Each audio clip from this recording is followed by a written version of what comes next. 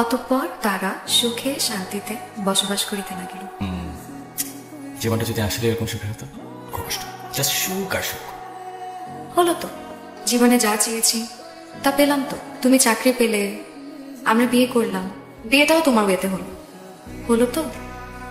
Honeymoon যাবো না? কোথায়? দেখ, আর কিছু নিয়ে ফাইজলাম ভালো লাগে না। তোমাকে কক্সবাজার নিয়ে যেতে গেলে আমার যে খরচ লাগবে, সেটা জোগাড় করতে আমার 1 বছর টাকা জমাতে হবে। এই শোনো, তোমার মামাজি ব্যাংককের টিকিট দিয়েছিল না, যাওয়া আসার টিকিটটা তো হলো, যাবে? আশা হলো তো হলো না, খরচ আছে না, আমি কিছু করতে পারছি না। তাহলে তো বলতে হয় আপনার স্ত্রী যথেষ্টই সাপোর্টিভ, তাই না? নিশ্চয়ই, ওকে অনেক ত্যাগ স্বীকার করতে হয়েছে। আর মজার ব্যাপার হচ্ছে যে শুধু আমার স্ত্রী না, আমার প্রতি সবাই সাপোর্টিভ ছিল। আমার অফিসের কলিগরাও খুব সাপোর্টিভ ছিল। ডেফিনেটলি আমরা সেনাবাহিনীকে যে সফটওয়্যারটা দিয়ে সফলভাবে ইনস্টলেশন এবং রান হয়েছে, it's a good job by this team. এখন 5 বছরের চুক্তি অনুযায়ী মেনটেন্যান্সের দায়িত্ব আমাদেরই নিতে হবে। তোমরা তো জানো সফটওয়্যারটা খুব সেন্সিটিভ। এই মানিকগঞ্জ, করণীয় কি? এক্সিকিউশন প্ল্যান কি? সব কিছু একদম প্ল্যান অনুযায়ী। দুটা টিমে ভাগ ভাগ হয়ে খাবারটা খাবে। বলছে ঠিকই, কিন্তু বুঝাইতে পারে নাই। বুঝতে পেরেছি স্যার। যাই হোক, মেনটেন্যান্স দেখবে, আরেকটা টিম ভালনারেবিলিটি অ্যাসেসমেন্ট করে ওগুলি মিউচার করবে। কি অবস্থা? রাস্তায় জ্যাম ছিল নাকি অনেক? আর বলো না, তো রাত আউজ 1 ঘন্টা লাগছে আসতে। আচ্ছা যাও না, ফ্রেশ হয়ে নাও, আমি খাবার বিরিয়ানি গন্ধ পাচ্ছি। এই মা আসছিল। মেয়েটা সন্ধ্যা থেকে সেজে গুজে বসে আছে, আমার সামনে ওর মুখটা থাকলো। হ্যাঁ, মানুষের অফিস ছুটি হয় 5টায়, বুঝি না না, নাকি কোনোদিন দেখি নাই, আল্লাহ জানে। So sorry, I am so sorry, আমি কানে ধরতেছি না। বিশ্বাস করো, আমি ভুলে গেছিলাম। আমি কি কিছু বলেছি নাকি কোনো কমপ্লেন করেছি? মা তো এসে নিজের থেকে এসব বলা শুরু করলো। এখন তুমি যাও, ফ্রেশ হয়ে আসো, যাও।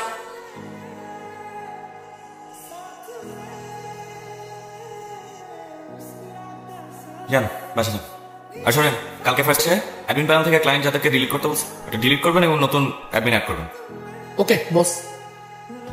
ঘিটা বেশি হয়ে গেছে না? আমি ভালোর জন্যই ক্লায়েন্টকে লিফ অফার করব স্যার।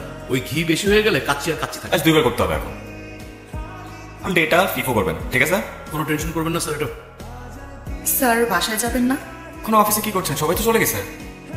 আপনাকে তো আমি কোনো কাজ দিইনি। আপনি দেননি, কিন্তু সিও স্যার দিয়েছেন। ও না স্যার, এখনো চলছে।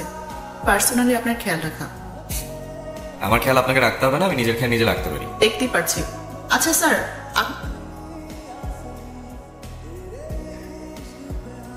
মাথা ব্যথা ঠিক নাই, টেবিল ভেবে ওখানে রেখেছি। আজকে আসি, কফি বানায় নিয়ে আসি, আপনি খাবেন? স্যার, আমি টুম্পা বলছি, অ্যাসিস্ট্যান্ট।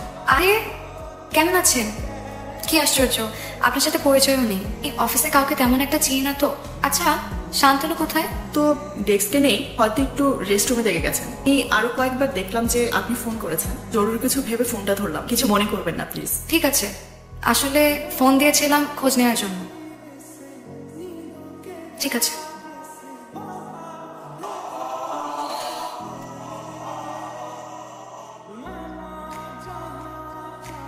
কি ব্যাপার, তুমি অফিসে?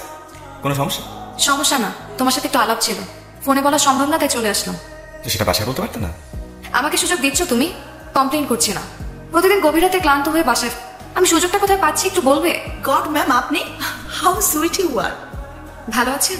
জি ম্যাম, ভালো আছি। আপনার ফোনটা কি আমার কাছেই রাখবো নাকি আপনাকে দেবো? ফোন আপনার কাছে কেন? ও মা, আমার কাছে থাকবে না তো কার কাছে থাকবে? আর বলবেন না, এত ভুলো মন যদি একবার মনোযোগী হয় পৃথিবীর সব কিছু মাথা থেকে চলে যায়। তাহলে বলবেন না ম্যাম। হ্যাঁ, সবকিছু তো আমাকে খেয়াল রাখতে খুলে ছড়িয়ে ছিটিয়ে রাখে। কাজ করতে করতে অনেক সময় জুতো মুছে খুলে। তাই এত চাপে থাকে সে? টুম্পা, বলবেন আমাদের দুজনকে 2টা কফি দিতে, আর আমার জন্য কিছু। স্যার, এখন তো লাঞ্চ টাইম হয়ে গেছে, তো লাঞ্চ টাইমে কফি খায় না। ম্যাম, আপনার জন্য নিয়ে আসি। আজকে লাঞ্চে মেবি মাছ থাকবে, আপনি কিনতে পারবেন নাকি আমি আপনাকে? না না না না, করে নিবো। আপনি প্লিজ যান, বলেন যে একটু পানি দিয়ে দেবে, প্লিজ প্লিজ। এক্স্যাক্টলি কাজটা কি এখানে? তোমার বিয়ে? কেন, আমি তো এমন বড় কিছু না যে আমার বিয়ে থাকবে। অ্যাকচুয়ালি স্যার বললো যে আমার টেক কেয়ার করতে আর কি। তাই না, সে নিজে নিয়েছে। যাই হোক, সেদিন তোমাকে ফোন করেছিলাম, সেই ধরেছিল। নিশ্চয় নাকি তুমি আর সে ছাড়া কেউ নাই। আসলে মানে না, সে কি জানি বলবে। এখন আর মুড নাই, বাসায় আসো তারপর কথা বলি। মামা কোন মামা? মামা, ছোট মামা। অবস্থা তো খুবই ক্রিটিক্যাল আছেন। আমি মাকে নিয়ে যাচ্ছি। নাকাটি করছেন। কোথায় নিয়ে যাচ্ছ? তোমাকে বিরক্ত করতে চাইনি, আমি জানি তুমি ব্যস্ত থাক। আমার বাবা মারা যায় আমি যখন ক্লাস 5-এ পড়ি। আমার মামা এর ছোট ভাই, উনি এসে আমাদের মাথার উপর ছায়া হিসেবে দাঁড়ায়, পরে চাকরি করে আমাদের সংসার চালাতো। স্যার প্রজেক্টটা একদম এক হাতে দেখছেন, এই জন্য কাজটা খুব নিখুঁত হচ্ছে। এই স্পিচ দেবেন, ওনার স্পিচ শুনে, ওনার কথাবার্তা শুনে দেখে ক্লায়েন্টরা মানে কি বলবো, আমাদের মানে যদি আমরা এই প্রজেক্টটা পেয়ে যাই বার্গার খাওয়াতে হবে। আর কাস্টমার স্যার কোথাও যেতে হবে থেকেই ফোন করুন।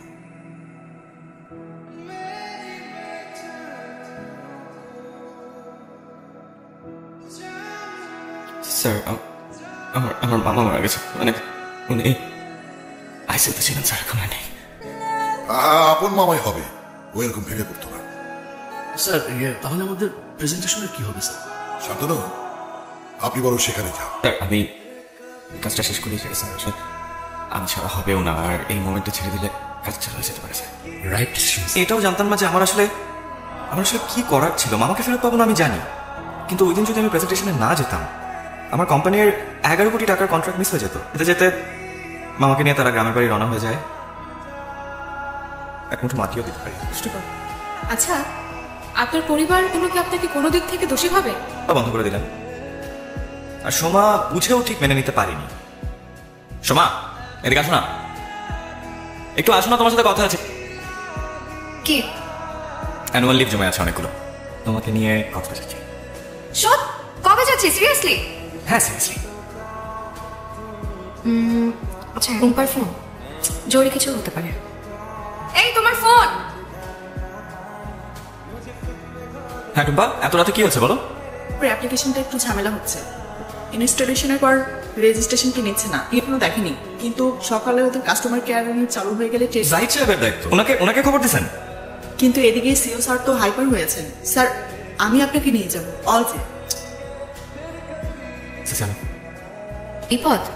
বিশাল ঝামেলা হয়ে গেছে, অফিস যেতে তা বাজে শান্তনু। না গেলে তো কাজ ঠিক হবে না, মানে কাজটা টুম্পা আসছে, ও নিয়ে যাবে। আচ্ছা আমি যাই এখন।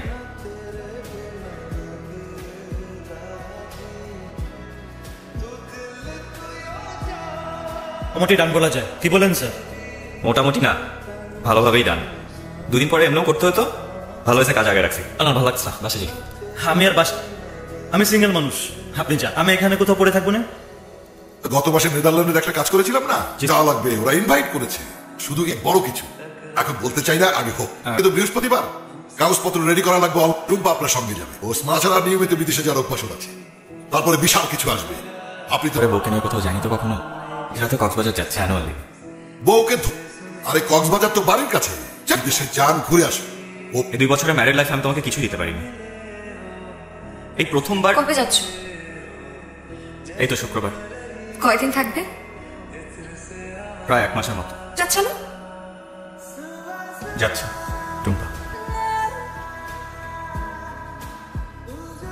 আমি আর সময় একই দিন সংসারের পিছুটান ভুলে ভাবছিলাম আমাদের সংসারের সুন্দর ভবিষ্যতের আশায় ছিল অন্ধকার ভবিষ্যৎ কল্পনা করে। আমি রওনা হওয়ার পরপরই সোমা আমার সাথে যোগাযোগ বন্ধ করে দেয়। ট্যুরটা একদম মাটি হয়ে যেতে পারি যে সোমা আমার সাথে আর সংসার করতে চায়। ওদের বাড়ি থেকে জানিয়ে দেওয়া হলো যে আমি দেশে ফেরার পরপরই তারা সব রকম ফর্মালিটিস যত দ্রুত সম্ভব শেষ করতে চাই। আমি যখন কর্মক্ষেত্রে পুরো বিশ্বজয় আমাকে ওয়েলকাম জানাতে অপেক্ষা করছিল ডিভোর্স লেটার। নোটিশটা 10 দিন আগে, না করলেই বাকি সময় আছে 90 দিন। নেক্সট মান্থে আমাকে আবারটা নিতে লন্ডন যেতে হবে। রাগ করে মাও চলে গেল, তার সাথে স্ত্রী। নিজেকে তো এখন সেই টুম্পা মেয়েটা আসলে আমি বুঝতে পারছি। টুম্পা আমাকে খুব রেসপেক্ট করতো। আর এদেশের কোন সেক্টরে নারীরা কাজ করছে না বলুন তো? নারী হবে বলেই এরকম চিন্তা কেন মাথায় আসবে? তাতে তো মনে হচ্ছে সময় একটু বেশি ভুল করে ফেলে দেন। দেশ জুড়ে আপনাকে নিয়ে যেভাবে আলোচনা চলছে, উপর ওর ধারণা চেঞ্জ হতে একদম বাধ্য। আমি ওর ভুলটা ভাঙাইনি। আর কালকে রুম্পা, তারপর শম্পা, বউয়ের কাছে কয়জনটা ভাঙাবো? নারীরা কোন সেক্টরে কাজ করছে না বলো, বলেই এত সব চিন্তা কেন আসবে? আমার মনে হয় সোমা ধীরে হলেও ব্যাপারটা বুঝে যাবে।